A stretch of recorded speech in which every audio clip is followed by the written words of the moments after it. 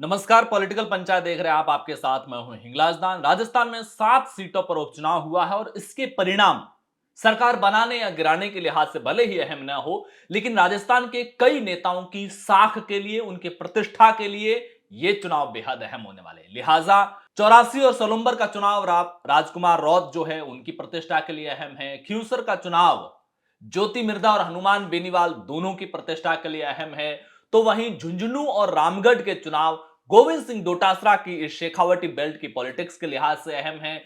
और दौसा का चुनाव किरोड़ीलाल मीणा के लिए अहम है। तो वहीं देवली उनियारा हरीश मीणा को जिस तरीके से टारगेट करते हुए नरेश मीणा ने चुनाव लड़ा, उस लिहाज से हरीश मीणा के लिए यह चुनाव यहां का प्रतिष्ठा का सवाल बना हुआ है। हरीश मीणा के साथ साथ और कई हाड़ौती के नेता हैं जिनके लिए भी देवली उनियारा का चुनाव प्रतिष्ठा का विषय है। लेकिन अब परिणाम में जब महज 48 घंटे के आसपास का समय बचा है, तो यहां पर चुनाव जीतता हुआ कौन नजर आ रहा है, अब तक के अनुमान किसके पक्ष में है, इसी को लेकर सिलसिलेवार तरीके से बात करेंगे। सबसे पहले शुरुआत दक्षिणी राजस्थान से करते हैं।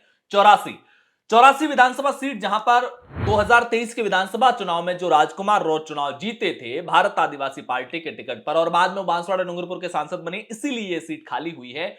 और राजकुमार रौत ने यह सीट, यह चुनाव जो पिछला था वो 70,000 के लगभग के मार्जिन से चुनाव जीता था। बीजेपी दूसरे नंबर पर रही थी, कांग्रेस का यहां पर कोई विशेष प्रभाव दिखा नहीं था। इस बार चूंकि राजकुमार रौत खुद सांसद बन गए और अनिल कटारा को भारत आदिवासी पार्टी ने यहां पर टिकट दिया है। जो चुनावों के बाद लोकल पत्रकारों से या पार्टियों से जुड़े हुए लोग, जो भारत आदिवासी पार्टी से जुड़े हुए लोग हो, बीजेपी से या कांग्रेस से जुड़े हुए लोग हैं, उनसे जो बातचीत की और उससे जो समझ आया, मोटे तौर पर 84 की सीट क्लियर मेजोरिटी के साथ में भारत आदिवासी पार्टी जीतती हुई नजर आ रही है। लेकिन आखिरी समय में भजनलाल शर्मा ने जिस तरीके से वहां पर एक बड़ी सभा की और आरएसएस जिस तरीके से इस आदिवासी बेल्ट में भारत आदिवासी पार्टी के बढ़ते प्रभाव को रोकने के लिए एक्टिवेट हुआ है, उसको देखते हुए, और प्रमुख चेहरा राजकुमार रौत तो इस बार है नहीं, दूसरा चेहरा चुनाव लड़ रहा है, तो ऐसा माना जा रहा है कि जो मार्जिन था 70,000 का, वो मार्जिन घट करके 45 से 40,000 के बीच में आ सकता है। हालांकि चुनाव भारत आदिवासी पार्टी जीतेगी।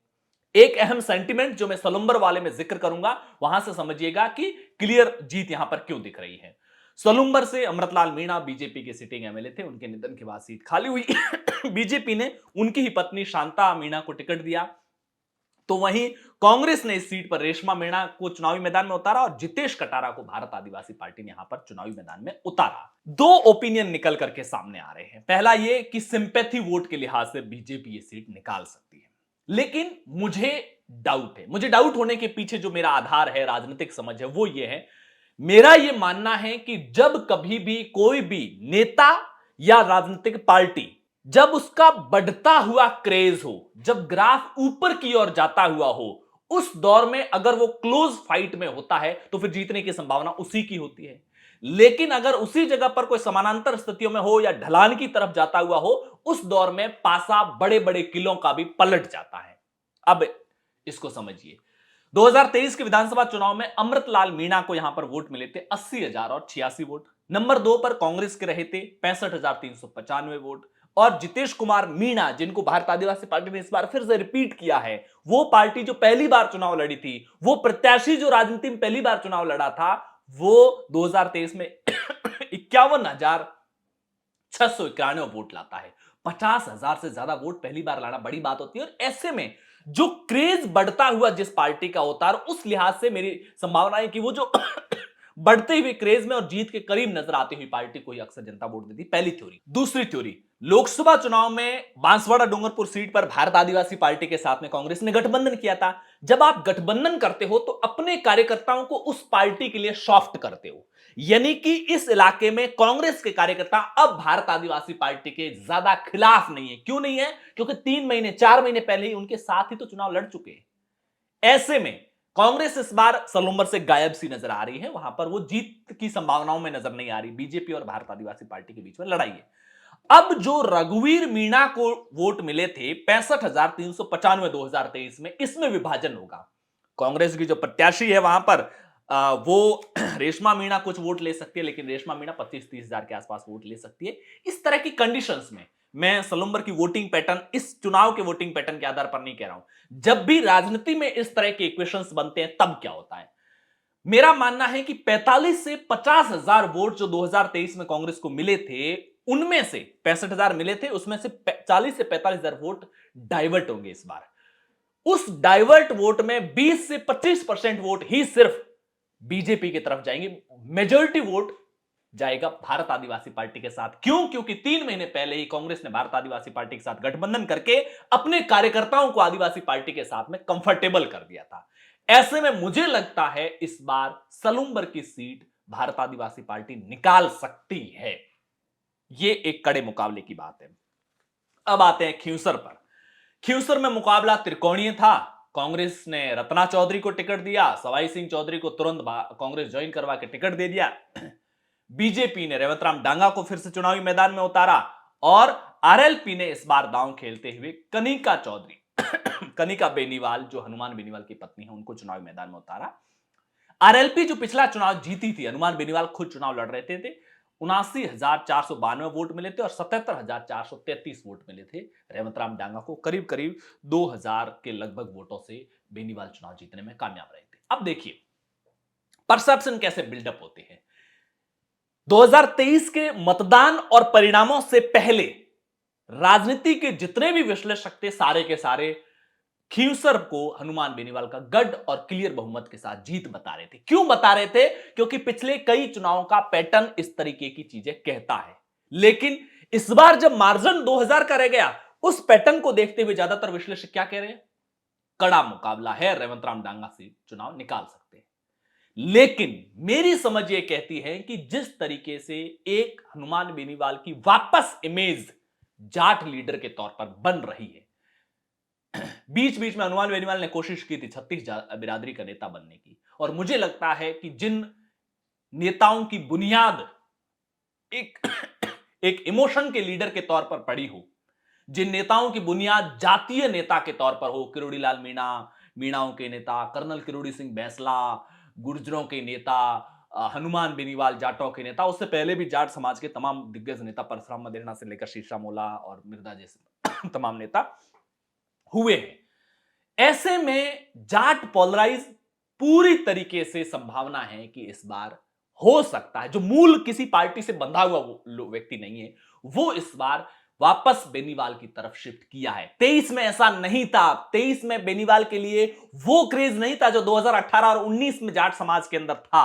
अब फिर से बेनीवाल के लिए जाट समाज में अलग तरह की सिंपैथी डेवलप हो रही है। ये ऐसा मुझे पब्लिक सेंटीमेंट को ऑब्जर्व करते हुए लग रहा है, और अगर वो होता है तो बेनीवाल मुझे लगता है आने वाले समय में नागौर और खींवसर को पूरी तरीके से अपना एक मजबूत किला वापस बनाने में कामयाब हो सकते हैं। तो मेरी संभावना है, मेरा जो खींवसर को लेकर ओपिनियन जाएगा वो राष्ट्रीय लोकतांत्रिक पार्टी के जीत के साथ में जाएगा।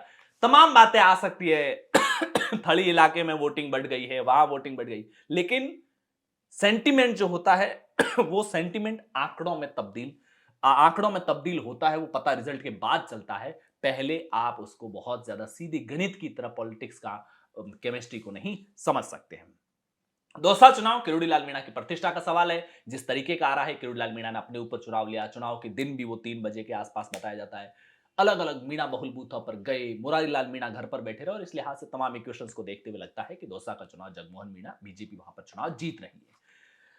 दौसा के बाद में अगर झुंझुनू की बात करते हैं, जहां पर इस बार त्रिकोणीय मुकाबला था, क्योंकि राजेंद्र गुढ़ा निर्दलीय चुनावी मैदान में थे, ब्रजेंद्र ओला जिन्होंने पिछली बार 84,582 वोट लिए थे और बीजेपी नंबर 2 पर रही थी 57,010 वोटर लेकर के, तो करीब करीब 27,000 के आसपास वोटों से ब्रजेंद्र ओला चुनाव जीते थे। लेकिन इस बार जिस तरीके से राजेंद्र गुढ़ा ने चुनाव लड़ा, मुसलमानों को अपने साथ में लेने की कोशिश की, टोपी पहन करके चुनाव प्रचार किया, मुस्लिम बहुल इलाकों में ज्यादातर प्रचार किया, एससी बहुल इलाकों में ज्यादातर प्रचार किया, क्योंकि ओला परिवार शीशा मोला के समय से झुंझुनू में मुस्लिम, जाट और दलित का एक इक्वेशंस तैयार किया गया था, और उस इक्वेशंस को देखते हुए, जाटों को अलग रखते हुए दलित और मुसलमानों को अपने साथ लेने की कोशिश की। उस लिहाज से कांग्रेस के वोट बैंक में एक बड़ी सेंधमारी की है।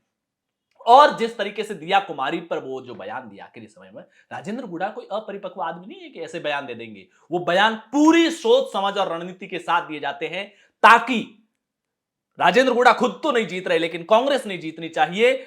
मैं राजपूत समाज के लिए एक ऐसा बयान दूं ताकि राजपूत भी पूरी तरीके से मेरे समर्थन में पोलराइज ना हो।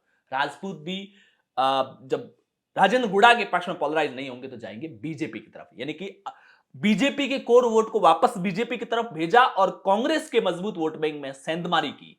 तो ऐसा लग रहा है इस इक्वेशंस को देखते हुए कि झुंझुनू में बीजेपी चुनाव निकाल सकती है, लेकिन फिलहाल जो स्थितियां है वो मतलब क्लियर निकाल रही है, ये कहना काफी मुश्किल है, कड़ा मुकाबला है वहां पर। लेकिन अगर जो कहा है वो इक्वेशन फिट बैठती है तो बीजेपी वो सीट भी निकाल सकती है। रामगढ़ वैसे धार्मिक ध्रुवीकरण को लेकर के चुनाव हुआ, लेकिन कांग्रेस प्रत्याशी की जो इमेज है उस इमेज को देखते हुए मुझे लगता है रामगढ़ कांग्रेस, ये सीट कांग्रेस के लिए काफी आसान, कांग्रेस के लिए सबसे आसान सीटों में रामगढ़ ही है। अगर रामगढ़ भी नहीं निकाल पाती है कांग्रेस तो फिर राजस्थान के 7 में से एक भी सीट कांग्रेस नहीं जीतेगी।